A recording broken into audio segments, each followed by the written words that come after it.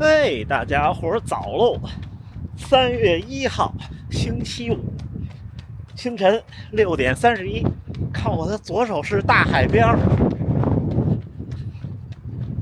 我刚刚从江之岛，哇，好大的风！我后边就是江之岛，迎风流泪，下了一夜的大雨。再加上是海边，风特别大。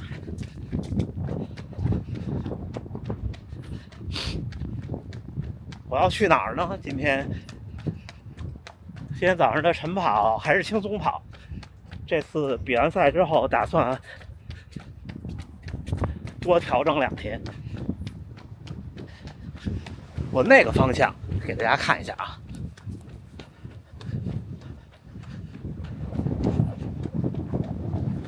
那个方向远处有车在那儿就是镰仓高校前，大约2.3公里。但是我不认识，我带手机了，找不到的话再看地图。哇，好大的风！看，那个就是江之岛。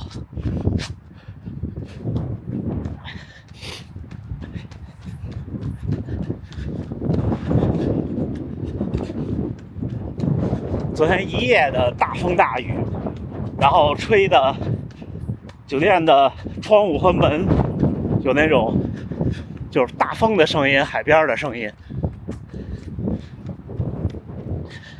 看这儿，注意海鸟，哈哈。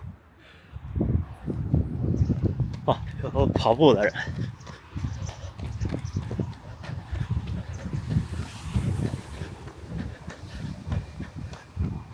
行，我先找路啊，咱们一会儿再聊。大家看前面不起眼的那个小月台，就是镰仓高校前车站了。那个有名的景点就是再往前一点，但是这个车站后边全都是墓碑，大家看，背山向海。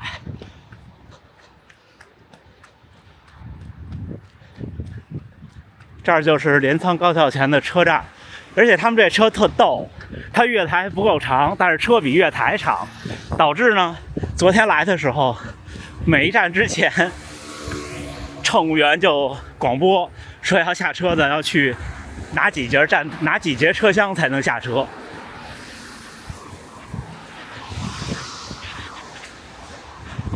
看，镰仓高校前站。我拍个照，掏出手机，走，接着往前走，找那个景点去。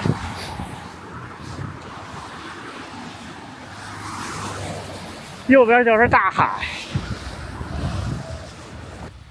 是不是就是这儿啊？那可能就是这儿。哦，我找到了，哈哈哈哈！就是这个道口。但是都是从那边往这边看，我们过去啊，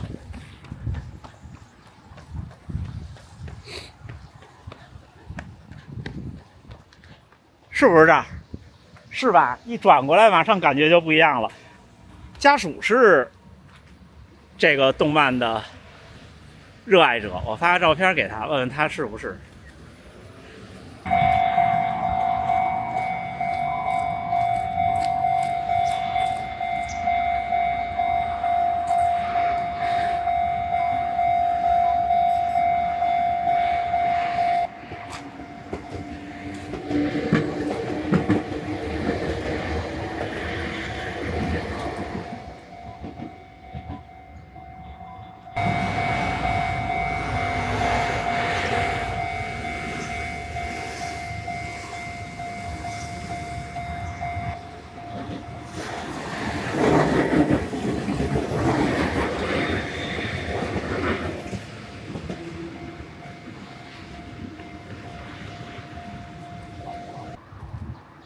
好了，在有名的这个镰仓高校前的铁道路口，就这么着，早上起来除了去通勤上班的人，没有人特别好。昨天白天坐电车路过这儿，全都是人，而且昨天天气也不好，跟今天一样阴沉沉的，所以我们也没有下车拍照。行，算是了了家属一个心愿。我现在往回跑，然后去那边海边的公园跑一跑。不出意外，大家看到现在这部片子的时候，应该我已经发布了大阪马拉松的经验分享。那天拍的其实挺顺利，几乎就是一镜到底，因为想说太多了。但是呢，也有很多遗憾。我剪辑的时候看，就觉得呀，好多想说的其实都没说，或者当时录之前就想好说的，也都没有完全的表达出来。那就只能最近咱慢慢聊一聊了。比方说天气，那天气温是8摄氏度，体感大概是4摄氏度左右的样子。那天天气不好的，如果没有雨和风，8摄氏度呢，基本上是马拉松比赛的下限。马拉松比赛最理想的气温是10到12摄氏度，然后呢，最好是微微的阴天，不刮风不下雨，是最理想的状态。所以8度是有点冷的。那天我们跑团的小伙伴们好几位都是觉得特冷。之后很多人问是不是石川先生因为天气或者有伤病，这个我不知道，我也没有问他。但是后藤先生那天合练的时候和我说，石川先生赛后碰到了后藤先生，跟他讲说过了半马以后很艰难，可能是有一些意外，而且人家现在已经不是专业运动员，甚至都不是像我这样跑这么多的普通的爱好者了。马拉松这个事情怎么说呢？跑量是基础，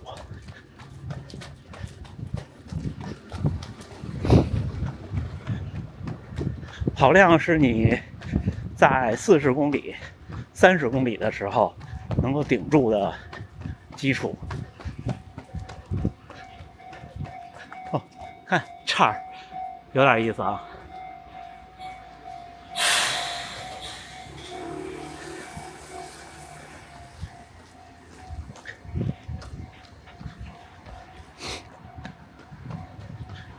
而速度能力呢，是你冲击成绩的基础。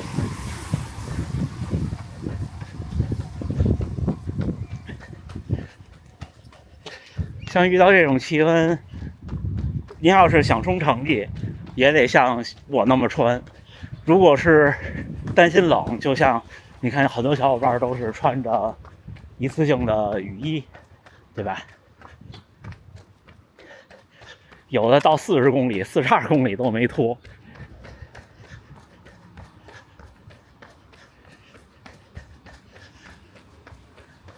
之后就是那天的早饭，那天早饭就是3个小面包，那个小面包比大家想象的要小，基本上一个拳头，而且因为是面包嘛，它是很空心的那种，就很虚。那一个小面包标记的热量是70千卡左右。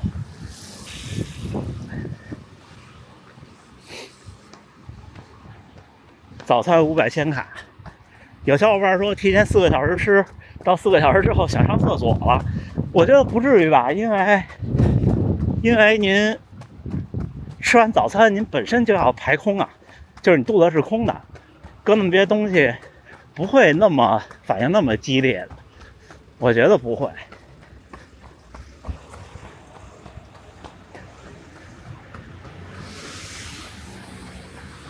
而且那个量也不多，基本上马拉松比赛的早餐就是500到600千卡的样子，就很合适。然后还是不要吃豆制品，不要喝奶，不要吃鸡蛋，就您平常没事儿，这3样其实也尽量避免，因为它其实不会给您带来什么帮助。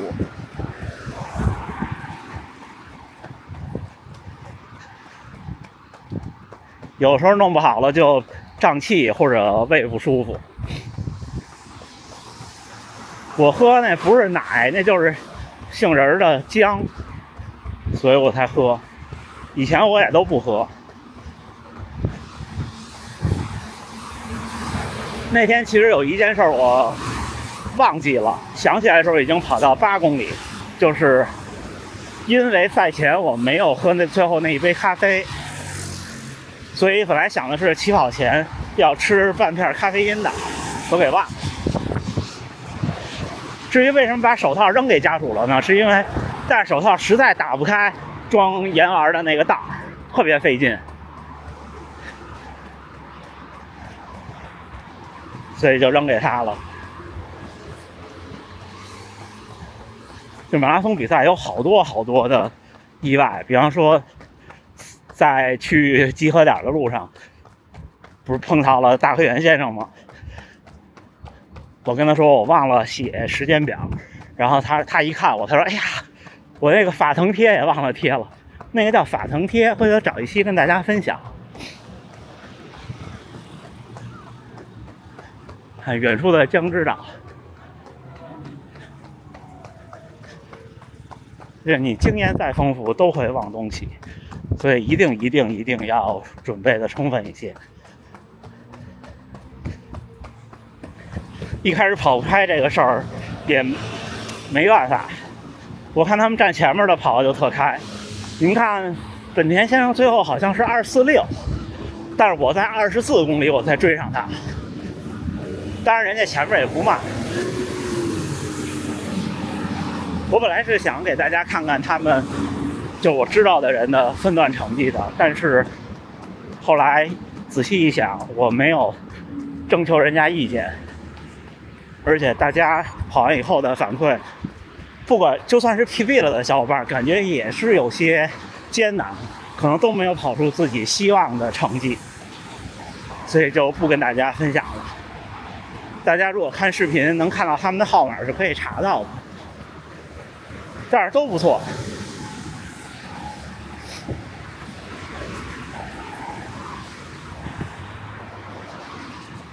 至于后边我的训练计划和想法呢，之前也说过，我觉得240是有希望的，但是呢很艰难，所以我打算稍微缓一缓，之后再开始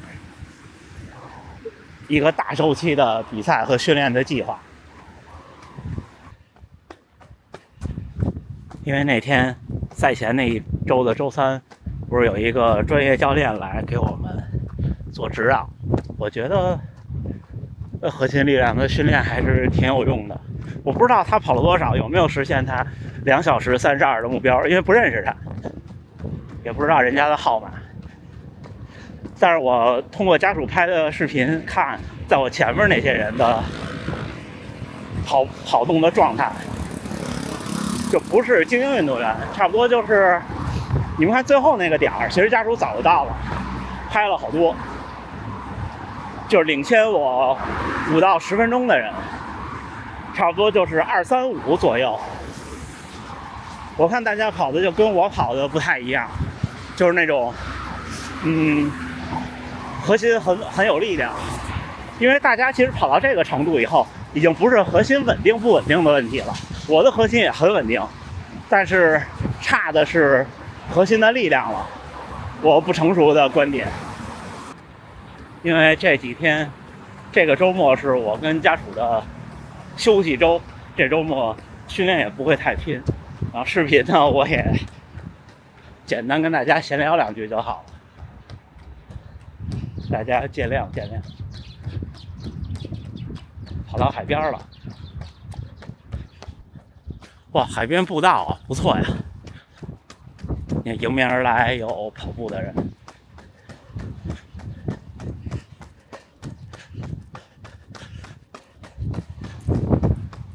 有时候分享比赛或者复盘比赛就是这样，想说的特别多，想说的特别散，说着说着呢就不知道说什么了。